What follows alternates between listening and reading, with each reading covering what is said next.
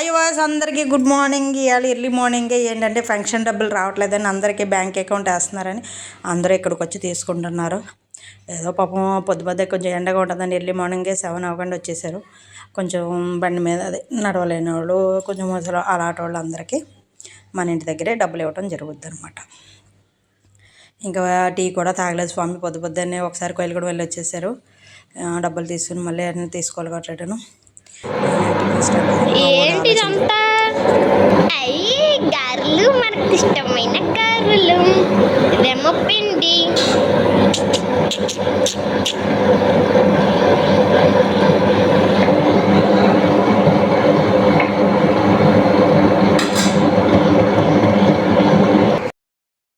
ఎలా ఉన్నాయి?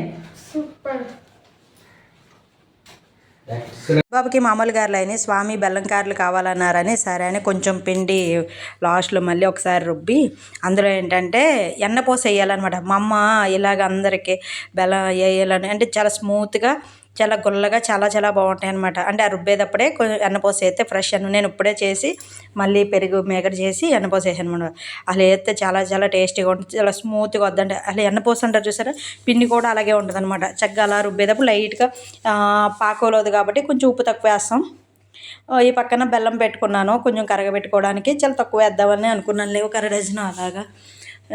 అంటే తినడం బాగానే తినేస్తాం కానీ ఇవన్నీ పొద్దున్నే ఎలా ఉంటాయి, కొట్టుకున్నట్టు ఉంటాయి కదా.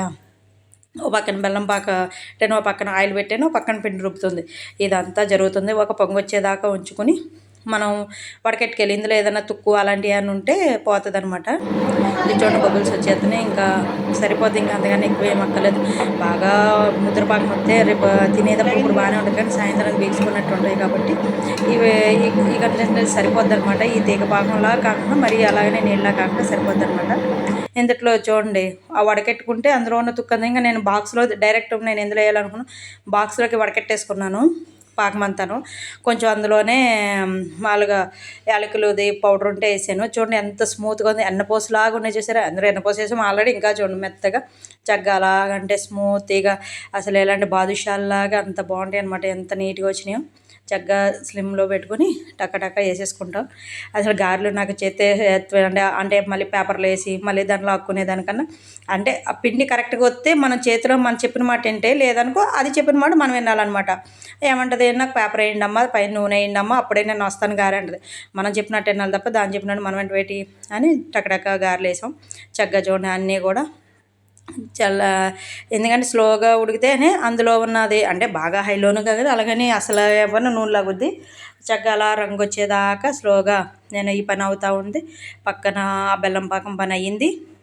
రంగు వచ్చాక టక్కడగా అందులో వేసుకోవడమే, ఇంకా లేటు. దీనికి పెద్దగా రంగు అవసరం ఉండదు, ఎందుకంటే మనం ఫాస్ట్గా తింటాం కాబట్టి విపరీతంగా వేగిపోతే మళ్ళీ ఆ నూనె తక్కువ పాకం లాగదనమాట. అందుకు కాబట్టి ఇదిగో చూడండి మనం ఎనపోసి వేయడం వల్ల చూడండి ఎంత లోపల లేయర్ల కింద ఎలా కనపడుతుంది చూసారా, స్మూత్గా ఉంది. అసలు నోట్లో వేసుకుంటే అసలు ఉత్తిది 2 బెల్లం ముక్కలు నోట్లో పెట్టుకుని గారి మధ్యలో పెట్టుకుని తింటే ఉంది సూపర్. అంటే పాకం కూడా సరిపోదు, అంత బాగుందనమాట. ఇగో మన ఏగిన గారెల్ని చక్కగా పాకంలో వేసుకుంటే స్వీయమంటున్నాయి అనమాట. ఎందుకంటే అప్పుడు దాకా ఇవన్నీ ఉన్నాయి కదా లైన్గాను. చక్కగా 1/2 డజన్కి అలాగా మా వాడి మళ్ళీ ఇందులో 2 గారెలు బాగున్నాయి, కమ్మగా ఉన్నాయి అని ఉత్తినే తినేస్తాడు గారెలు. అంత ఇష్టం అనమాట బనుబాబుకి. అందుకని చక్కగా అందులో కూడా ఇంకా ఉన్న కాడికి నేను ఇదేసి బెల్లం గారెలు కూడా రెడీ చేసుకున్నాం. అంటే ఒకరోజు సెక్షన్ చేస్తే అందులో ఎన్ని రకాలు చేయాలో అన్ని రకాలు చేసేసుకోవాలి, అదొక తృప్తి అనమాట. అలా ఎవరికి ఇష్టమైన వాళ్ళు చేసుకుంటూ ఉంటాం. ఇన్ని అయిపోయి వీళ్ళందరూ అయిపోయారు కానీ నాకేం ఇష్టం అంటారా, పైనుంచి ఆ పాకం పోతుంటే ఉందబ్బా సూపర్ అంటే సూపర్ అన్న ఫ్లేవర్ ఉంది. ఆ బెల్లం పాకం ఎంత బాగుందంటే ఆ వేడివేడి గారే అలా ముంచుకుని తినేయాలనుకుంది కానీ మూతి కాలిపోద్ది. చక్కగా పాకం అలా నంజుకుంటా అసలు తింటే ఉంటుంది. అంటే ఇది పిల్లలకి ఆరోగ్యపరమైన ఫుడ్ అనమాట. ఇప్పుడు గార్లీ మినిమం ఐరన్, బెల్లం ఐరన్. అసలు ఎందులో కూడా ఒక గ్యాస్ కానీ ఏమీ కానీ ఉండదు. తింటే పిల్లలకి ఎముక బలం అనమాట మెయిన్ ఫుడ్. ఎలాంటిది అంటే డోనట్స్ గట్ట కాదు, ఇది కూడా డోనట్స్ లాంటి తాత లాంటిది ఫుడ్ అనమాట. ఇది ఎందుకంటే అంత బాగుంటుంది అనమాట, అంత హెల్దీ, అంత ఆరోగ్యపరంగా ఉంటుంది. కాబట్టి పిల్లలకి ఇలాంటివి పెట్టచ్చు అప్పుడప్పుడు.